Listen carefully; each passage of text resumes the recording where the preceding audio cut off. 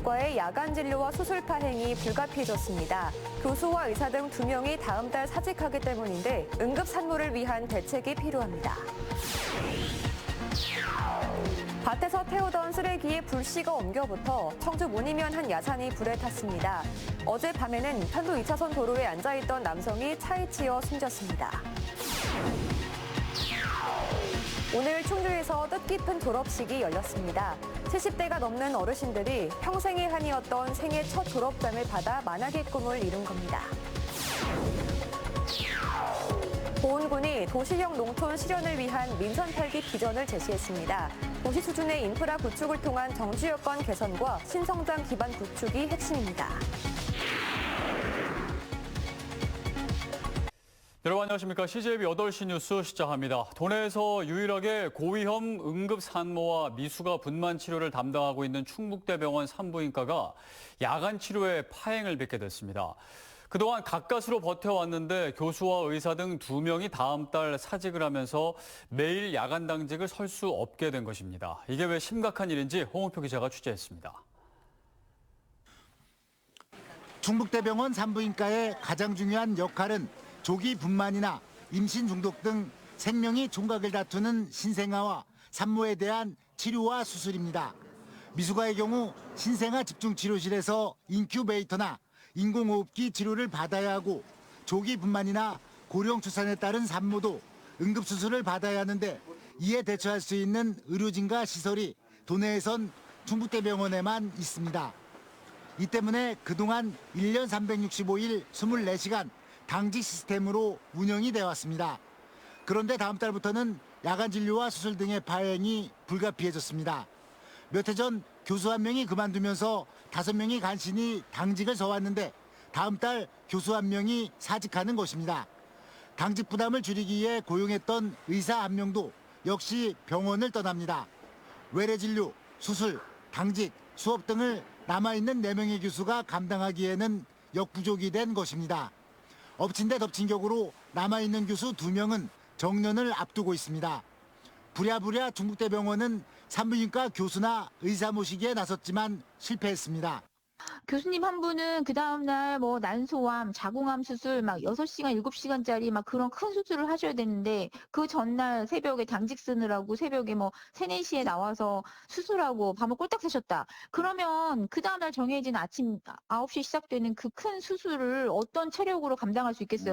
이에 따라 다음 달부터 개인 산부인과에서 야간에 응급 상황이 발생하면 인근의 대전이나 세종, 천안으로 전원을 할 수밖에 없게 됐습니다. 종각을 다투는 상황에서 의료 사각지대가 발생하게 된 것입니다. 이미 지난 설 연휴 기간에도 하루 9명의 응급 환자가 충북대병원 산부인과로 몰리면서 일부 환자를 대전 등으로 전원 조치하기도 했습니다. 당장 일주일 후부터 야간에는 고난도 산부인과 수술과 치료가 불가능해지면서 청주권 산부인과 진료 공백을 메울 특단의 대책을 지역사회가 함께 고민할 필요가 있습니다. CJB 홍표입니다.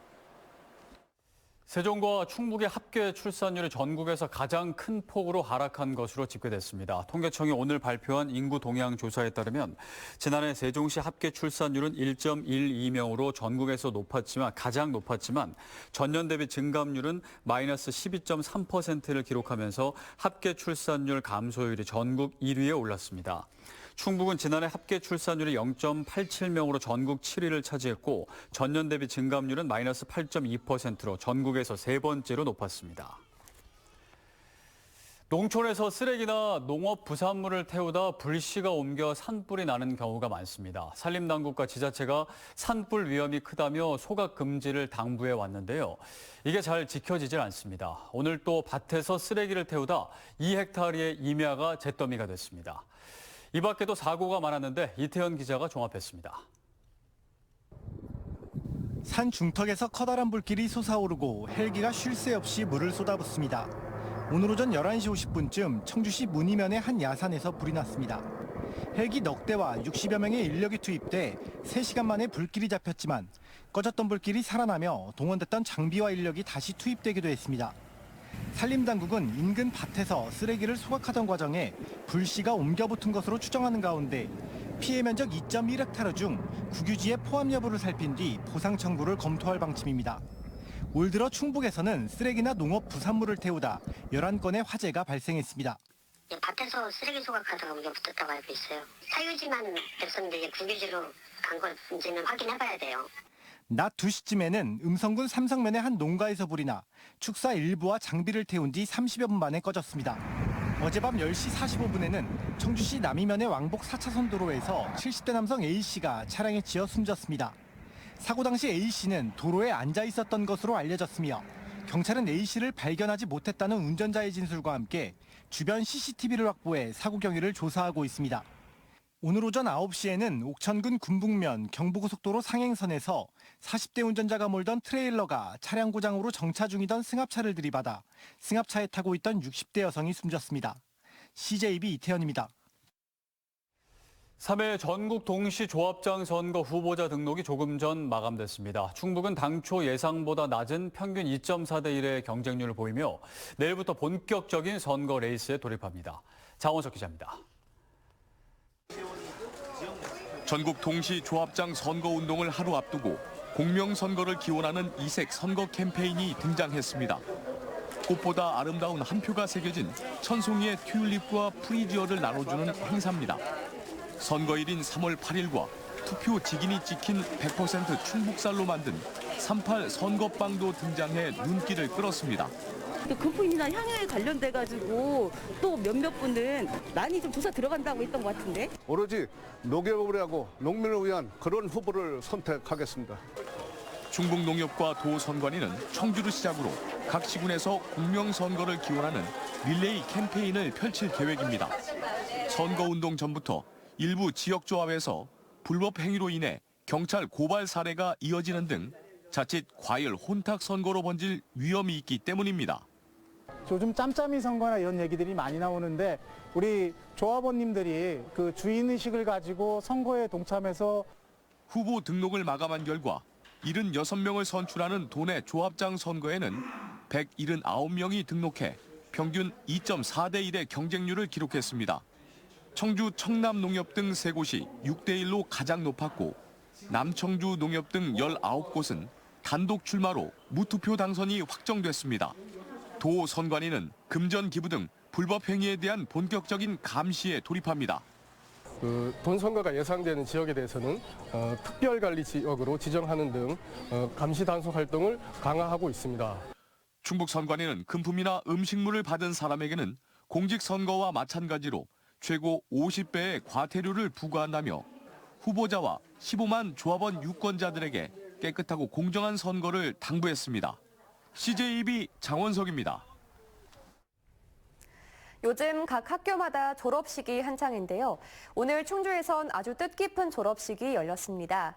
올해 89세를 비롯해 평균 70대가 넘는 어르신들이 평생의 한이었던 생애 첫 졸업장을 받았는데요. 졸업식 현장을 이윤영 기자가 다녀왔습니다.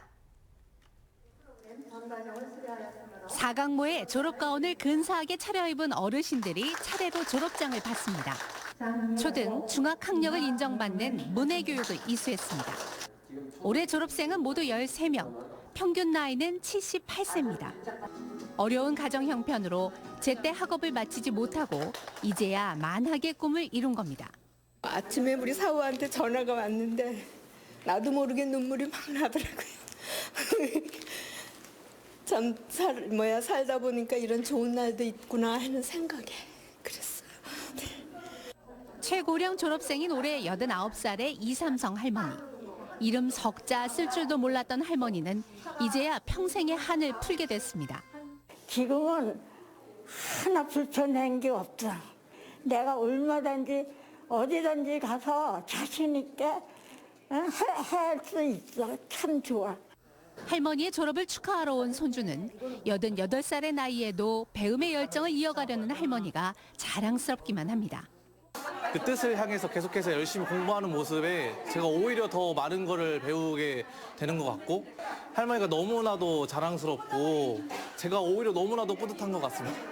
문해교육은 교육청이 지정한 기관에서 3년간의 교육과정을 이수하면 초등, 중학 학력을 인정받는 제도입니다.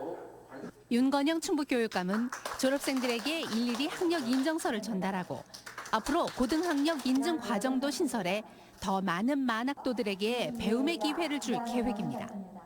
평생 이루지 못했던 배움의 꿈을 이루기에 도전하시고 졸업하신 모든 분들께 축하드리고 앞으로 원하신다면 고등학교 과정도 설치하도록 적극 검토하도록 하겠습니다. 충북에서는 올해 문해교육을 통해 초등과정 18명, 중학과정 10명 등 모두 28명이 학력을 인정받고 졸업장을 받았습니다. CJB 이윤영입니다. 충청북도는 정부가 국정과제로 법 제정을 추진하고 있는 기회발전특구 유치를 위한 전담 태스크포스 팀을 구성했습니다. 4개 실무팀으로 구성된 기회발전특구 TF는 특구 지정을 위한 실행 방안과 수도권 기업 유치, 기업 맞춤형 인력 양성, 정주 여건 개선 방안 등을 마련할 계획입니다. 기회발전특구는 파격적인 조세 혜택과 규제 특례를 통해 수도권 기업을 비수도권으로 이전시키기 위한 사업입니다. 인구 감소로 고전 중인 보훈군이 인구 4만 명 회복을 위한 비전을 선포했습니다. 개선된 정주 여건과 미래 신성장 기반을 갖춘 도시형 농촌을 만들겠다는 건데요. 안정원 기자가 보도합니다. 1개 읍과 10개 면으로 이루어진 보훈군은 인구 소멸 고위험 지역입니다. 지난 2018년 3만 3천 명 선이던 보훈군의 인구는 5년 새 3만 1,000명 선까지 감소했습니다.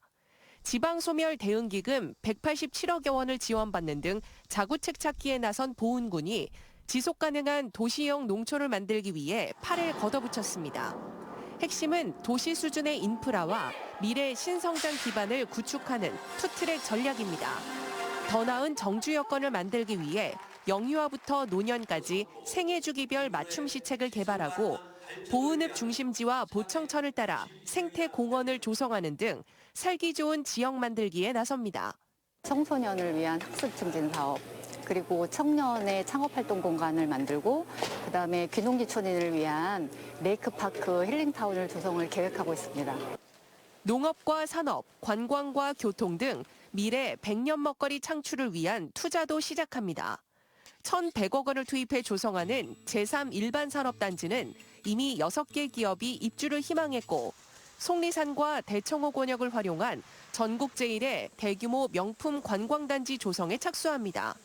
또 스마트 농업 혁신단지 구축으로 생산부터 가공, 유통까지 하나로 융합한다는 계획입니다. 중앙부처와의 또 충청북도와의 관계 형성을 잘해서 저희들이 계획하고 있는 사업들이 조기에 착공돼서 완공될 수 있도록 인구 4만 명 회복과 지역경제 활성화를 위한 보훈군의 힘찬 발걸음이 시작됐습니다. CJB 안정은입니다.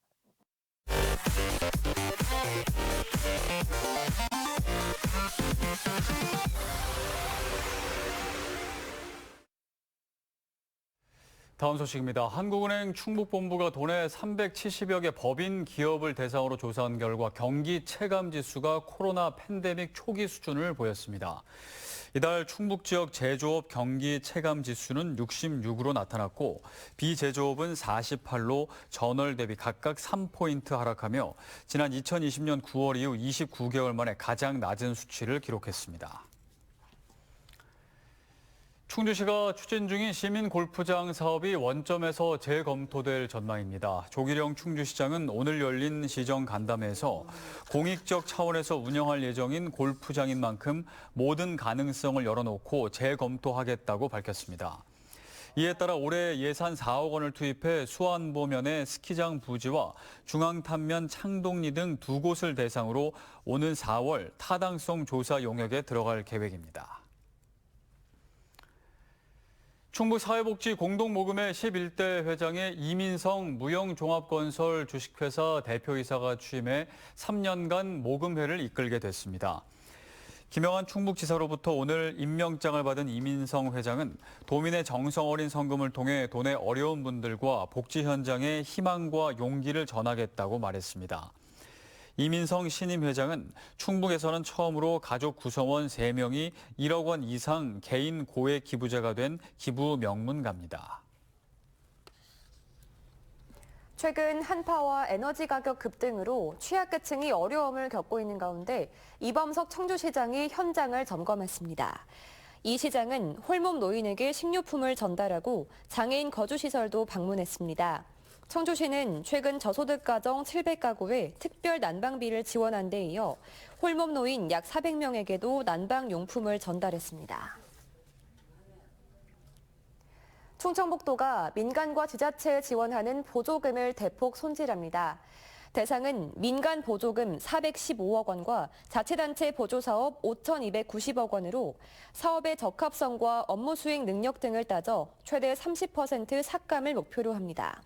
지난해 국정감사에서 김용판 의원이 밝힌 충청북도의 보조금 부정수급 사례는 4년간 514건, 20억 8천만 원 상당으로 전국에서 3번째로 많았습니다. 청주시가 친환경 농산물 인증비용 전액을 지원합니다. 이에 따라 지난해 12월부터 오는 11월 30일까지 농산물 검사와 인증을 위한 수수료, 잔류농약 검사비 일체가 지원됩니다. 신청은 읍면동 행정복지센터에서 받습니다. 청주시 상수도 사업본부는 오늘 네팔 등 8개 유학생들을 대상으로 통합 물관리와 상수도 운영 교육을 실시했습니다. 이번 교육은 지난해 10월 국제적 물 문제 해결을 위해 유네스코 물안보 국제연구교육센터와 체결한 업무 협약에 따른 것으로 청주시의 선진 정수처리 시설 견학과 기술 교육 등이 진행됐습니다.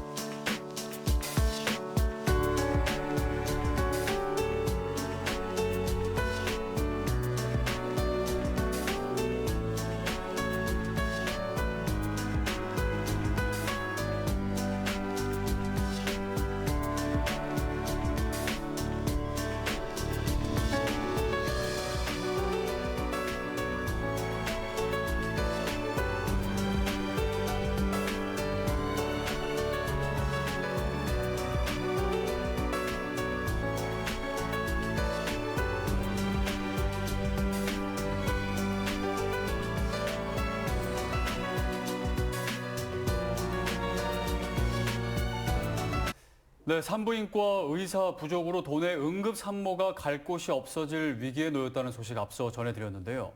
정부와 지자체가 추진해온 저출산 대책이 무조건 아이를 많이 낳으라는 데에만 그쳐서는 안 될 겁니다. 아이를 안전하게 낳을 수 있는 환경 조성도 반드시 선행돼야 할 텐데요. 총각을 다투는 응급 산모가 대전이나 세종까지 가야 하는 일은 없어야겠습니다. CJ 예비 8시 뉴스를 모두 마칩니다. 함께해 주신 여러분 고맙습니다.